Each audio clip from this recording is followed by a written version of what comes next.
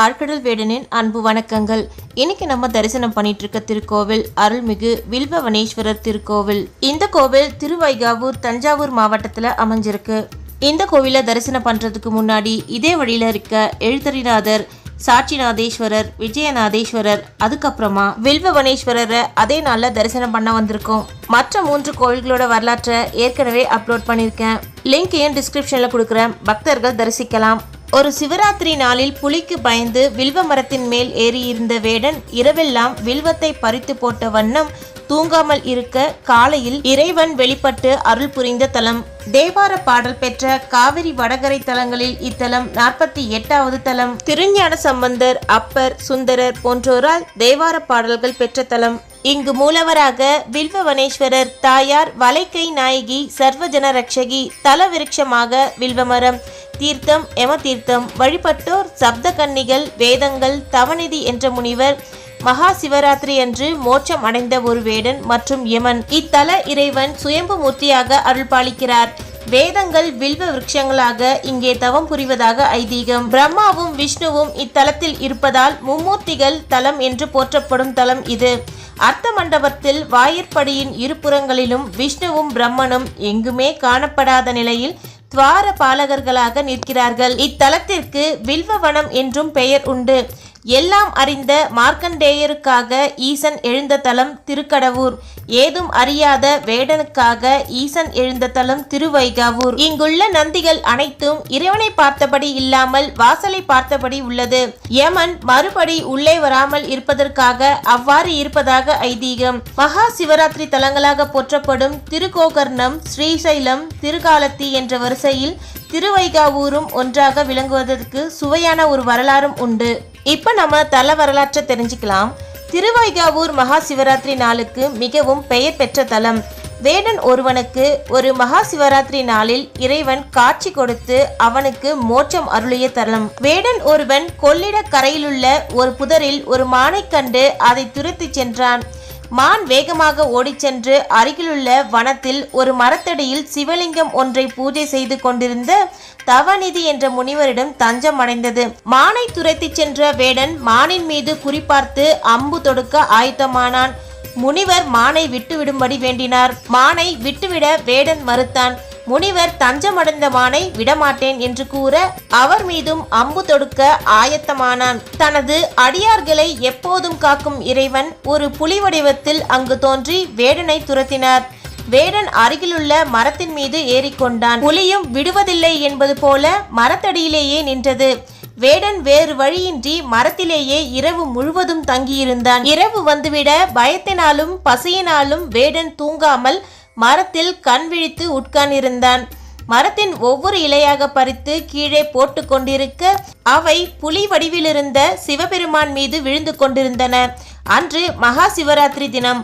அவன் உட்கார்ந்திருந்த மரம் வில்வ மரம். பொழுது புலர்ந்தது. நெடுநேரமாகியது. கீழே படுத்திருந்த புலியின் மீது வேடன் பறித்து போட்ட இலைக்குவியல் மூடியிருந்ததால் புலி இருக்கிறதா இல்லையா என்பதே தெரியவில்லை.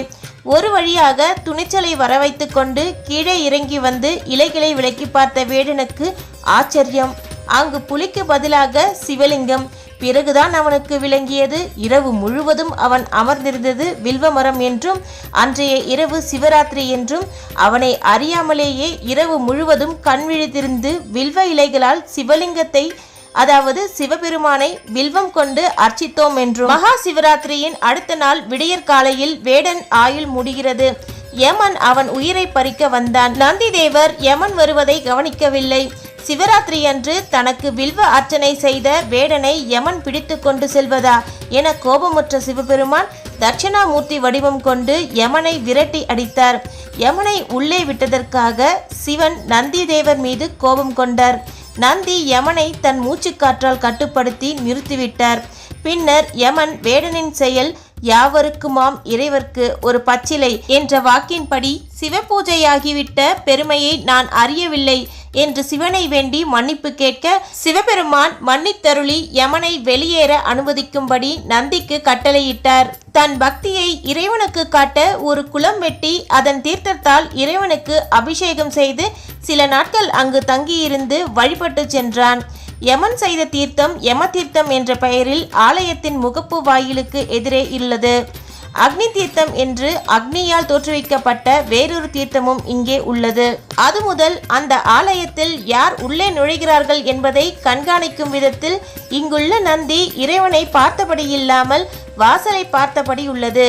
யமன் மறுபடி உள்ளே வராமல் இருப்பதற்காக அவ்வாறு இருப்பதாக ஐதீகம்.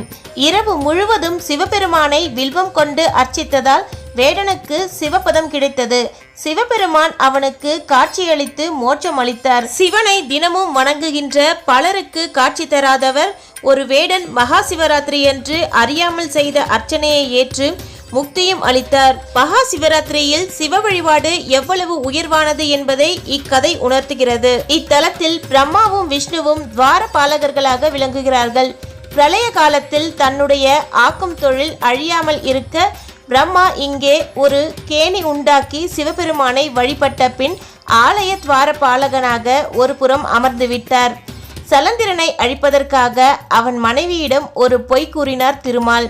இதை அறிந்து கொண்ட அவள் மகாவிஷ்ணுவை சபித்தாள். அச்சாபம் தீரவே திருமால் இங்கே துவார பாலகனாக நின்று தவம் புரிகிறார் என்கிறது தலபுராணம்.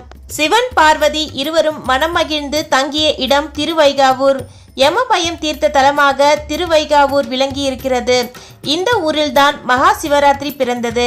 இக்கோவிலில் தீர்த்தங்களில் குளித்தாலோ அல்லது தெளித்து கொண்டாலோ பிணிகள் நீங்கும், தோஷங்கள் விலகும். இத்தலத்தில் சப்த கன்னிகள் வழிபட்டுள்ளனர்.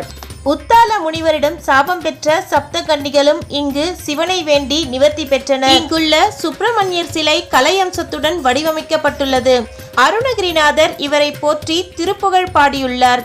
கோயில் முகப்பில் வேடனை புலி விரட்டிய சம்பவம் சுதை சிற்பமாக உள்ளது. வேதங்கள் வில்வ விருட்சங்களாக இங்கே தவம் புரிவதாக ஐதீகம். ஊழிக்காலத்தில் அனைத்தும் அழியக்கூடும் என்பதை உணர்ந்த வேதங்கள் சிவபெருமானை வணங்கி தாம் அழியாமல் இருக்க உபயம் கேட்டதாகவும் சிவபெருமானின் ஆலோசனையின்படி இத்தலத்தில் வில்வ மரமாக நின்று தவம் புரிந்து வழிபடுவதாகவும் இதனால் இத்தலத்திற்கு வில்வ ஆரண்யம் என்றும் சுவாமிக்கு வில்வ வனேஸ்வரர் என்றும் பெயர் வந்தது. இத்தலத்தில் வேறெங்கும் காண முடியாத வகையில் கையில் கோலேந்திய தட்சிணாமூர்த்தி நின்ற கோலத்தில் காட்சி தருகிறார். இத்தலத்தில் மகா சிவராத்திரி என்று 4ஆம் யாமத்தில் வேடன் வேடுவச்சி இறைவன் காட்சி தரும் ஐதீகம் புறப்பாடு நடைபெறுகின்றன. 1000 ஆண்டுகளுக்கு முற்பட்ட ஆலயம். 11வது நூற்றாண்டில் ஆட்சி செய்த முதலாம் குலோத்துங்க சோழன் இவ்வாலயத்தில் திருப்பணி செய்திருப்பதாக கல்வெட்டுகள் கூறுகின்றன. சம்புவராய மன்னர்களில் சகல புவன சக்கரவர்த்தி ராச நாராயண சம்புவராயர் காலத்திலும் பொறிக்கப்பெற்ற கல்வெட்டுகள் உள்ளன. உங்களுக்கு இந்த வீடியோ பிடிச்சிருந்தா லைக், ஷேர், சப்ஸ்கிரைப் பண்ணி சப்போர்ட் பண்ணுங்க. அப்படி சப்ஸ்கிரைப் பண்ணும்போது பெல் ஐகானையும் கிளிக் பண்ணுங்க. இறைவனவர் திருநாமத்தை கமெண்ட் பண்ணுங்க. இந்த கோவிலுக்கு போகிற கூகுள் மேப் லிங்க் டிஸ்கிரிப்ஷனில் இருக்குது, வேண்டியவங்க பயன்படுத்திக்கலாம். இந்த கோவிலுக்கு நம்ம எப்படி போகணும்னு தெரிஞ்சுக்கலாம். கும்பகோணத்தில் இருந்து சுவாமிமலை வழியாக நகர பேருந்து வசதிகள் திருவைகாவூர் செல்ல இருக்கின்றன. சுவாமி மலையிலிருந்து நாகக்குடி என்ற ஊருக்கு செல்லும் கிளைப்பாதையில் நாகக்குடி சென்று அங்கிருந்து திருவைகாவூர் செல்லும் பாதையில் சென்று இத்தலத்தை அடையலாம். கும்பகோணத்தில் இருந்து சுவாமிமலை சென்றும் அங்கிருந்தும் செல்லலாம். கும்பகோணம் தஞ்சாவூர் சாலை வழியே திருவலஞ்சுழி என்ற இடத்தில் இறங்கி அங்கிருந்து சுவாமிமலை வழியாகவும் செல்லலாம். இந்த கோவிலோட சிறப்புகளை தெரிஞ்சுக்கலாம். வில்வ வனேஸ்வரரை வழிபட்டால் மனத்துயரம் நீங்கும். கல்யாண வரம், குழந்தை வரம் வேண்டுவோர் இங்கு வந்து வழிபடலாம்.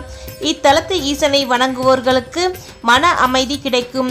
மேலும் வேலை வாய்ப்பு, தொழில் விருத்தி, உத்தியோக உயர்வு ஆகியவற்றுக்காகவும் இங்கு பிரார்த்தனை செய்தால் சுவாமி பக்தர்களது வேண்டுதல்களை நிச்சயம் நிறைவேற்றி கொடுப்பார். இத்தல மூலவர் வில்வவனநாதர் சுயம்பு மூர்த்தியாக கிழக்கு நோக்கிய சந்நிதியில் காட்சி தருகிறார். இடதுபுறம் அம்பாள் சன்னதி தனியே உள்ளது. நேர்கோட்டில் சுவாமி அம்பாள் சந்நிதிகள் உள்ளன. கிழக்கு நோக்கிய நின்ற திருக்கோலம் மிகவும் பிரசித்தி பெற்ற அம்பாள் வளைக்கை நாயகி, சர்வஜன ரக்ஷகி, மிகவும் அருள் வாய்ந்தவர். கிழக்கு முகமாக ஐயனின் இடப்புறம் அம்பிகையின் சந்நிதி. இதனை மணக்கோலம் என அகத்திய முனிவர் தரிசனம் கண்டார். அருணகிரிநாதரும் வழிபட்டிருக்கின்றார்.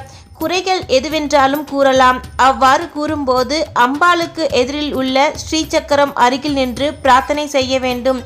அம்பாளே பேசுவது போல் நம்மால் உணர முடியும். சுவாமி சந்நிதியில் தீபாராதனை காட்டி முடித்துவிட்டு அம்பாள் சந்நிதிக்கு வந்து நம் பிரார்த்தனைகளை வைத்தால் குறிப்பிட்ட நாளில் கைகூடும் என்பது ஐதீகம். திருச்சிற்றம்பலம். தென் நாட்டுடைய சிவனே போற்றி, என் நாட்டவர்க்கும் இறைவா போற்றி. நன்றி.